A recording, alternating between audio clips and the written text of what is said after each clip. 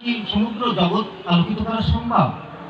সেটা সম্ভব না, শুধুমাত্র ঘরটিকে আলোকিত করা সম্ভব।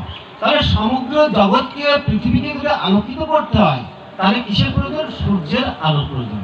যখন সূর্য উদিত হয় তখন কিন্তু আর কোথাও আর অন্ধকার থাকে না। তাহলে তদ্রূপ হচ্ছে যে এই মানব জীবনকে, সমগ্র মানব জীবনকে যদি আপনি আলোকিত করতে চান, তাহলে আপনার শ্রীহরি চরণে, আমার গৌর গোবিন্দের চরণে আপনাকে আশ্রিত হতে হবে। হ্যাঁ, গৌর গোবিন্দের চরণে যখন আশ্রিত হবেন, তখনই কিন্তু আপনার কি হবে? এই জীবনটাকে সম্ভব। তুলসীদাস গোস্বামী বললেন, দেখুন যে কচ্ছপের পিঠে, অর্থাৎ আমরা কচ্ছপ জানি, সমাজে কচ্ছপ অনেকেই খাই আমরা, এই কচ্ছপ পিঠে সে চুল গোদাতে পারে। আবার বলছে যে বন্দা, অর্থাৎ যে মায়ের সন্তান আনা, এই বন্দা মায়ের সন্তানও যদি হয়, সে ওই পৃথিবীকে ধ্বংস করতে পারে। তিনি আরো বললেন যে আকাশে নানা রকমের ফুলে সমারোহ হতে পারে, কিন্তু মাগো ভক্তি ভজন ছাড়া, ভক্তি ভজন ছাড়া জীবনে কখনোই সুখী হতে কেউই পারে না। তাহলে ভক্তি ভজন ছাড়া জীবনে সুখী হওয়া আপনার কোনো প্রকার সম্ভব নয়। ভক্তি ভজন ছাড়া জীবনে কখনো সুখী হওয়া সম্ভব নয়। আচ্ছা বাবা, যদি দেখুন যে কোনো তৃষ্ণার্ত যদি হরিণ, খুব পিপাসার্ত হরিণ, এই তৃষ্ণার্ত হরিণ যদি কখনো বালুকমায়, অর্থাৎ বালুর দেশে, বালুকমায় যে জায়গায়, সেখানে যখন সূর্যের আলো ডগডগ করে পড়তে থাকে, এখন বালুর উপরে যখন সূর্যের আলো পড়তে থাকে, তখন এই সূর্যের আলোকে পড়াকে যদি জল বলে মনে করে, দূর থেকে মনে করে যে না ওখানেই জল, তাহলে তার তৃষ্ণা বাড়বে বই, কমবে না। কারণ সেখানে তো জল নাই, বালুর উপরে প্রচন্ড রোদ পড়ছে, তাই জল জল করছে তালের মতন। তাহলে কি হচ্ছে? ওই তৃষ্ণার্ত হরিণী কিন্তু তার তৃষ্ণা বাড়বে বই, কমবে না। তদ্রূপভাবে এই পৃথিবীতে, এই জাগতিক জগতে যদি মানুষকেও সুখ অন্বেষণ করে, তাহলে তার সুখ পেতে গেলে একমাত্র গৌর গোবিন্দের চরণ ছাড়া সে কখনোই সুখ সে পাবে না। এই জন্য দেখেন মাগো, যে একমাত্র ভগবান ছাড়া, একমাত্র গৌর গোবিন্দ ছাড়া আসলে কেউ সুখ দিতে পারে না। একমাত্র সুখের শেষ আশ্রয় স্থান হচ্ছে আমার গৌর গোবিন্দের চরণ। দেখুন আজকে আমরা, দেখুন মা, সংসার, স্ত্রী পুত্র ধন সম্পদ নিয়ে আমরা বেশ সুখে আছি। কি বলছি আমরা? যে সংসার, স্ত্রী পুত্র ধন সম্পদ নিয়ে আমরা বেশ সুখে আছি। কেমন সুখে আছি না বাবা? মাকড়সা দেখছি আমরা, মাকড়সা তো দেখছি সবাই, এই মাকড়সার মধ্যে আমরা সুখে আছি। তা মাকড়সার মধ্যে কেমন? দেখুন বাবা, এই মাকড়সা কি করে? সে নিজের মুখ থেকেই লালা বের করে, লালা বের করে সে করে জাল তৈরি করে।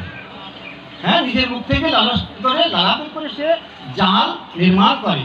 আবার দেখেন সে নিজের সে জাল বুনতে বুনতে একসময় কিন্তু ওই জালে কিন্তু সে আটকা পড়ে সে কিন্তু মারা যায়। দেখবেন মাকড়সা কিন্তু ওই জালে আটকা পড়ে মরে থাকে, মাঝখানে দেখবেন যে মাঝে ঠিক একটা মাকড়সা পড়ে মরে আসছে। তার মানে কি?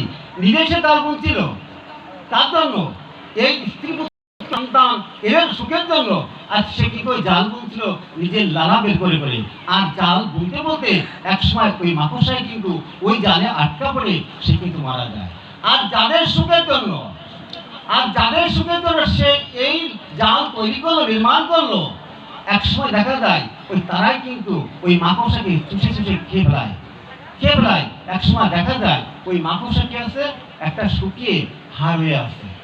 তাই দেখেন, দেখবেন মাকড়সা শুকিয়ে একটা কঙ্কা পড়ে আসছে, আসলে তার ভিতর দেখবেন কিছুই নেই। তার মানে কি? যাদের সুখের জন্য জাল নির্মাণ করছিল, আর তারাই কিন্তু তাকে চুষে চুষে খেয়ে তাকে শুকিয়ে হাত করে দিল। এটাই কিন্তু বাস্তবতা, এটাই বাস্তবতা। তাহলে আজ যাদের সুখের জন্য আমরা এত লালায়িত, দেখবেন বা জীবনের শেষ প্রান্তে এসে, জীবনের সন্ধিক্ষণে এসে তাদের কাছ থেকে দুঃখ, দুর্দশা, হতাশা নিয়ে আপনাকে এই জগৎ সংসার থেকে আপনাকে চলে যেতে হচ্ছে। যাদের সুখের জন্য আজকে আমরা লালায়িত, 24টা ঘন্টা যাদের জন্য আজ দৌড়াই বেড়েছি, একবার দেখবেন দিন শেষে আপনার যাওয়ার যখন সময় আসবে, দেখবেন তাদের কাছ থেকে হতাশা, দুঃখ, নির্যাতন মাধ্যমে আপনাকে এই জগৎ সংসার থেকে আপনাকে বিদায় নিতে হচ্ছে। তো দেখুন বাবা, রাবণ ছিলেন ত্রিলোক জয়ী, এই রাবণ কি করেছিলেন? স্বর্ণ লঙ্কা তৈরি করেছিলেন। রাবণ কি করেছিলেন? স্বর্ণ লঙ্কা তৈরি করেছিলেন। কিন্তু এই রাবণ স্বর্ণ লঙ্কা তৈরি করেও সে কিন্তু সুখী হতে পারেনি, সে কিন্তু সুখী হতে পারেনি।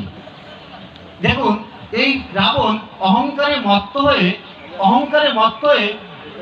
রামকে বলেছিল বনবাসী বলে ডাকতো, রামকে বনবাসী বলে ডাকতো।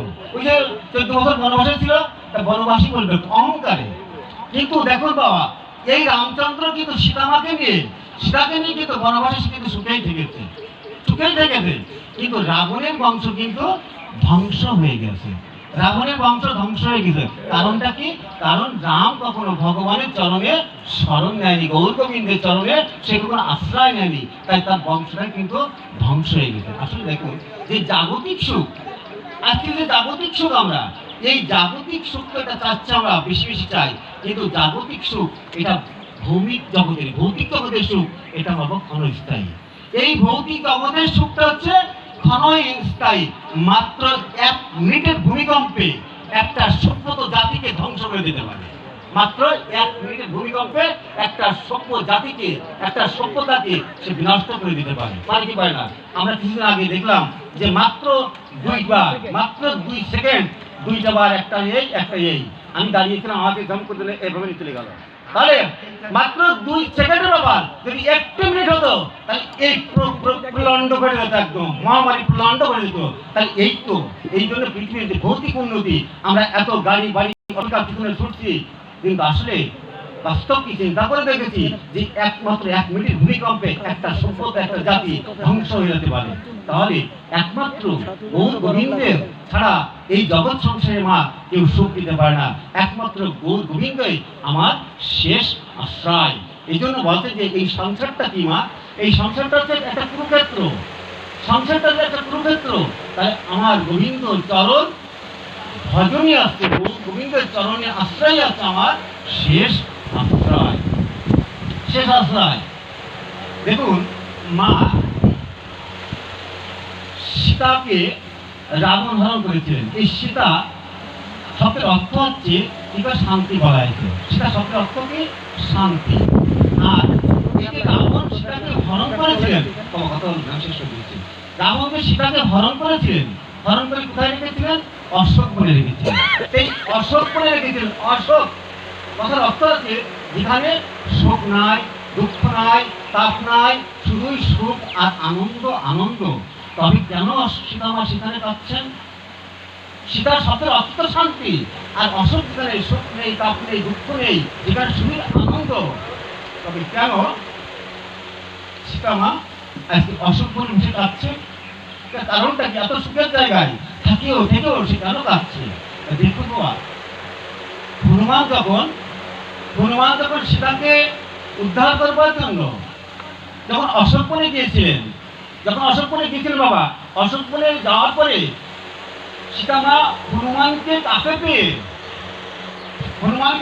পেয়ে সীতামা বলছে যে, হনুমান দেখো, আমার চোখ যখন আমার রাম ভগবানের কাছ থেকে, আমার এই দৃষ্টি যখন ভগবান রামের কাছ থেকে দূরে সরে গিয়ে সোনার হরিণের দিকে গিয়েছিল, তখনই আমার এই দুর্ভাগ্য, এত দুর্দশা, এত দুঃখ। এই কথাই বলেছিল হনুমানকে, হনুমান আমার এই যে দুর্ভোগ, আজ আমার আমি আমার রাম ভগবানের চরণ থেকে বিচ্যুতি হয়ে আমি সোনার হরিণের দিকে আমার দৃষ্টি গিয়েছিল, তাই আজ আমার এত দুঃখ, এত দুর্দশা। আসলে দেখেন মা, এই জগতে অখণ্ড সুখ, আমরা এত সুখী করে লড়াই করব, জগতে অখণ্ড সুখ কখনো পাওয়া যায় না। লক্ষণ সীতাকে গণ্ডি দিয়েছিলেন, এবং সীতাকে বলেছিলেন যে, মা আমি বিবাদের আজ লক্ষ্য করতে পারছি, আমি বিবাদের সংকেত পাচ্ছি, আপনি কৃপা করে দয়া করে এই গণ্ডির বাইরে আপনি পা দিবেন না। তা সীতামা যখনই আমার ভগবানের চরণ থেকে চ্যুত হয়ে গণ্ডির বাইরে পা রাখলো, তখন কিন্তু রাবণ আর সীতাকে কিন্তু হরণ করলো। তাহলে কোটি রাবণের পক্ষেও সম্ভব ছিল না ওই গণ্ডি ভেদ করে আমার সীতামাকে পরিবার। আসলে দেখুন না, তার তো আসলে আমরা সম্বল করে ওই সময় আলোচনা করলাম। আমার পাঠকের বসবাস হয়ে থাকে, আপনারা কৃপা করে আপনারা আমাকে ক্ষমা করবেন সন্তান হিসাবে। আমি বলে আমার পাঠ বিশ্রাম রাখছি। জয় জয় শ্রী গুরু নিতাই গৌর সীতানাথ। এবার ব্যাসাসন অধিকৃত